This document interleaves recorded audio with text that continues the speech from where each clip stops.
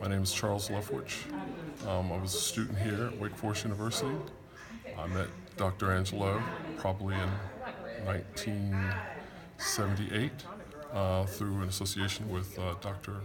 Dolly McPherson at a student meeting here on campus. And at the time, I probably had no idea who she really was. Her impact to Wake Forest, to the world, and to myself.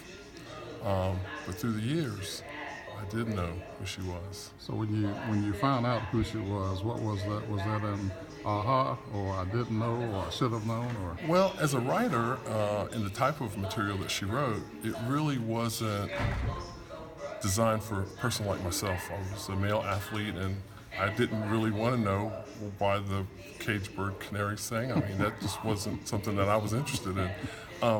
But it affected a lot of the women around me. And they would read Dr. Angelou together in meetings and stuff, so you had to hear that name. And when she became a Reynolds professor here, it greatly influenced the black culture here at Wake Forest University.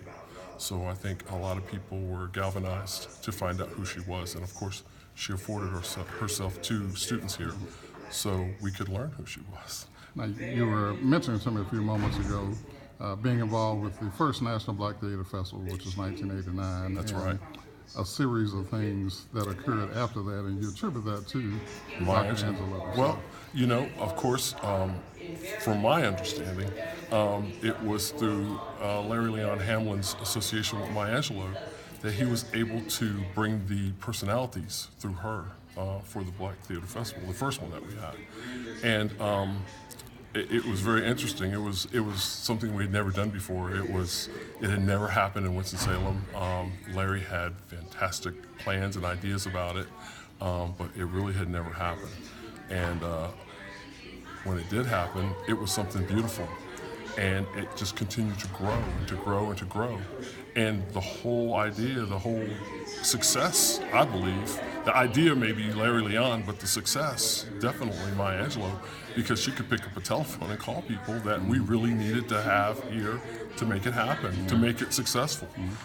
Colorful, you know, the flavor, all came from Maya, which was a direct benefit to me, you know.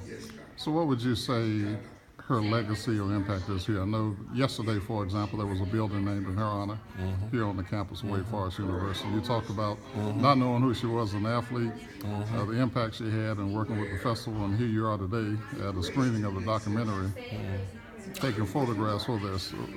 How would you describe her legacy or impact? Well, for me, it's profound. Everything that I've done with her, that meeting, in some way connected me business-wise and personally to her.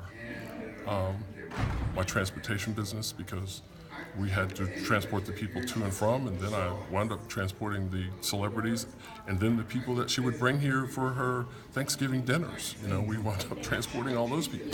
So I'm sitting at a table at Maya's house with Cecily Tyson, who I took to the dinner. I'm sitting with Roscoe Lee Brown, and I'm hearing that magnanimous voice of his, you know, and we're friends. Okay, I would have never met Roscoe Lee Brown if it had not been for Maya Angelou, and so many other names that we've met. And they came to Winston-Salem, and they felt like they were at home. And we were just ambassadors, you know, for Maya to these people, you know. So it's a wonderful experience. I don't think that her true legacy has been revealed, because there's many stories like mine in Winston-Salem and all over this country that still have to be told. So that's where her legacy is. Her legacy is in her flowers continuing to grow.